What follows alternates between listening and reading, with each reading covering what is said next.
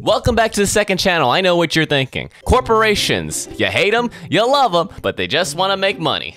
And how do they make money? They sell good products. What happens when you don't have a good product? Then they try to pay off the government. But anyways, today we'll be looking at corporate waifus. Now, the only reason I'm doing this video is because Samsung and the internet loves her.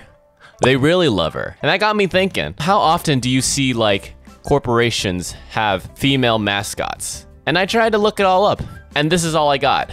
This is it. This is all we got. Yeah, no, I'm very surprised too how little that number is. In fact, some of these don't even count. Is there a reason why?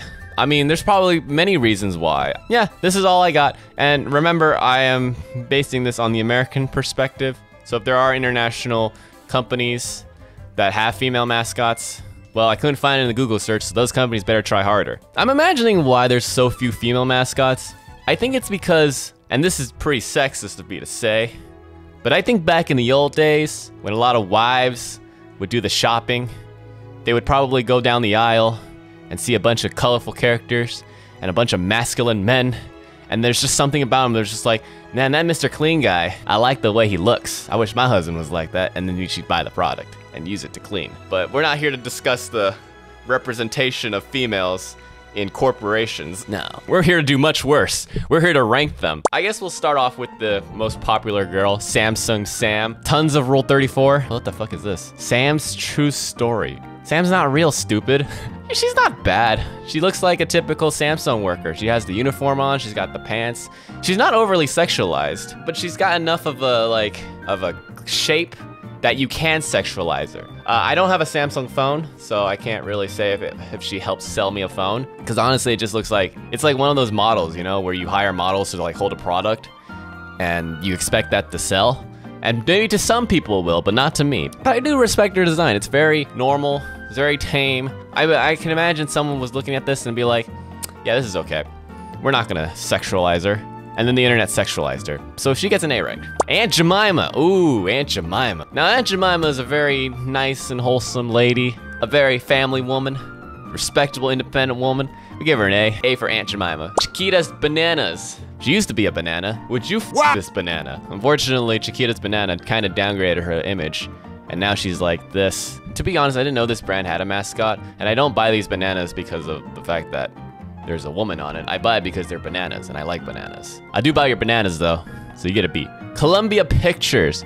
Ooh, very powerful lady. She's very regal. She's like prideful. Nothing about her is sexualized, despite the fact that you easily could sexualize her. There could be tons of fan art about her, but you know, it doesn't exist because she's a proud woman. No one would do it. If you do it, you're probably a monster.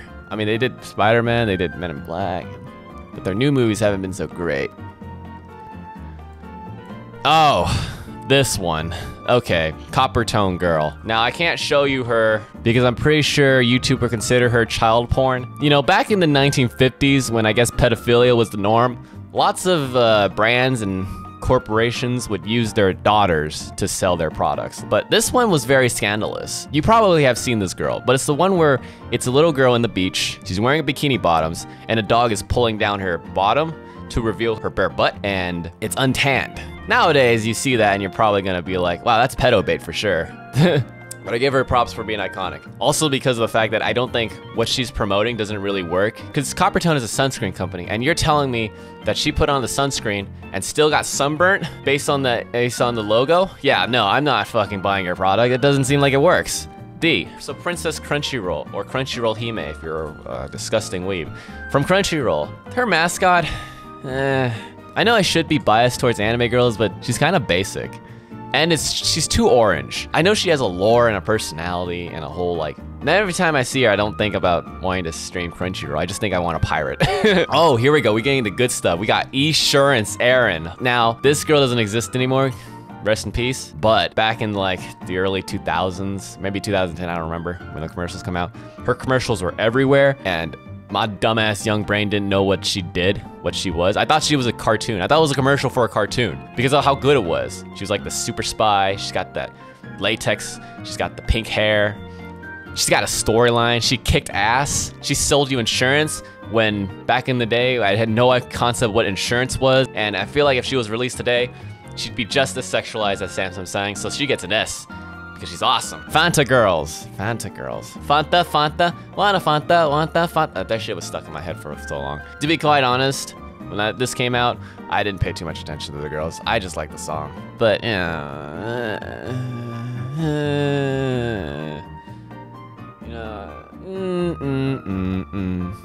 yeah, we'll give it a B for the song. The song's cool. Flo from Progressive, another insurance mascot. These insurance companies have a lot of mascots. Now, I think Flo's cool, and she's a nice lady, but she ain't no Aaron Insurance. I'll tell you what. All right, the green M&M.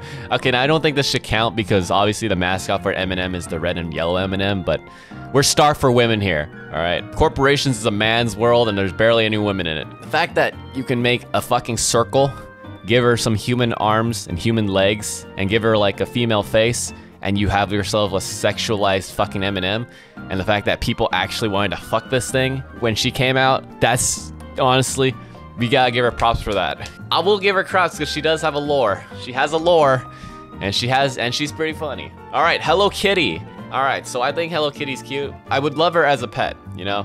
I wouldn't have her as a wife though, and this is what this tier list is corporate waifus. While I say that, I put the fucking M&M as A rank. The cat doesn't even talk. Hello Kitty doesn't talk. All right, too. She's cute. C for cute. All right, Land of Lakes lady. When she came out, I'm pretty sure she was a white girl. But you know, the cool thing about her was that if you cut out her knees and you move it up, she looks like she's holding a pair of boobs. I'd put her up just because of that, but I have to put her down because it's 2021, and I'm pretty sure she's white, and I don't want to be controversial. Well, I'm gonna be controversial either way. We live in 2021. You gotta get a real Native American. Ah, but she's got boobs. But she's offensive. She's got boobs. She's really offensive. But she's got boobs. All right, boobs win.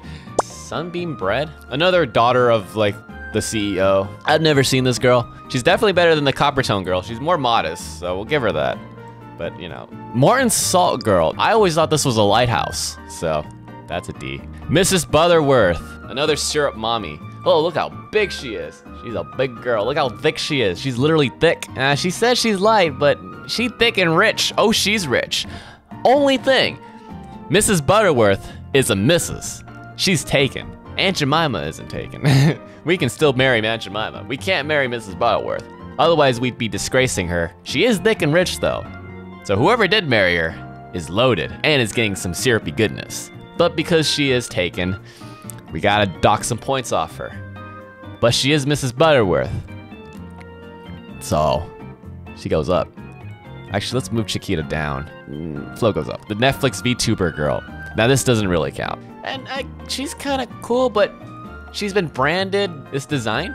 It's too much. It's way too much. What is she trying to be? She's got a braid. She's got ponytail. She's got fucking ears and she's got horns. Is she supposed to be a sheep? I think she's supposed to be a sheep. It's so much is going on. She's got these little flower things. She's got a red strand here. The Netflix isn't even in red. How did you get that wrong? Netflix is a red N. You make her black N, you have her Netflix here. There's just so much Netflix. Like, she's so corporate. She only talks about Netflix anime, so she's concurrently biased. I like simple. There's nothing distinct about this woman. Her silhouette isn't that interesting. She's too boring. There's too much going on. Not iconic. D. Paimon, the little shit emergency food.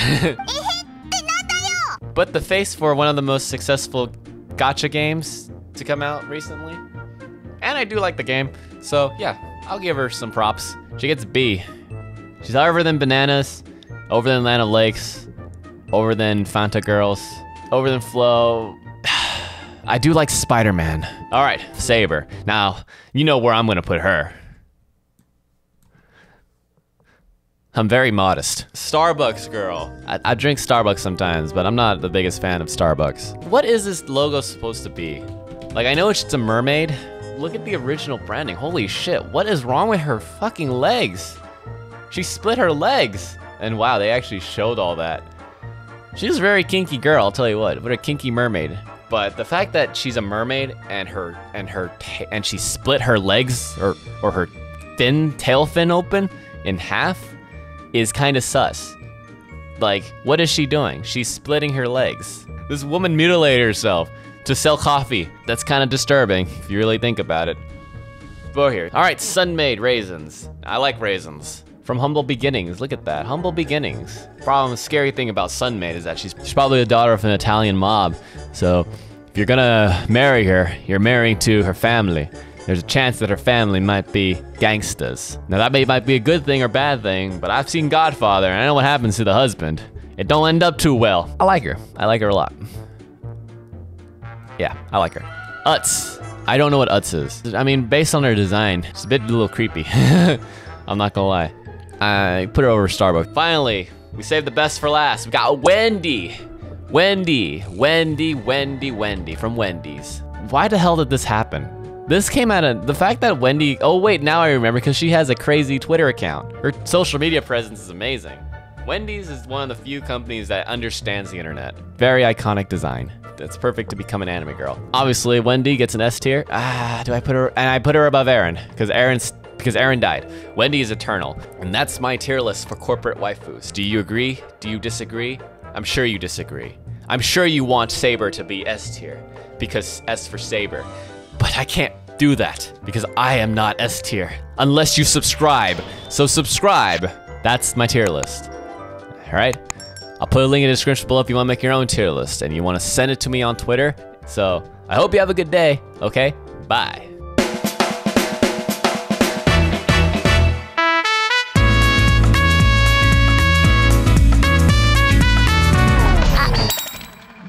$100円ください。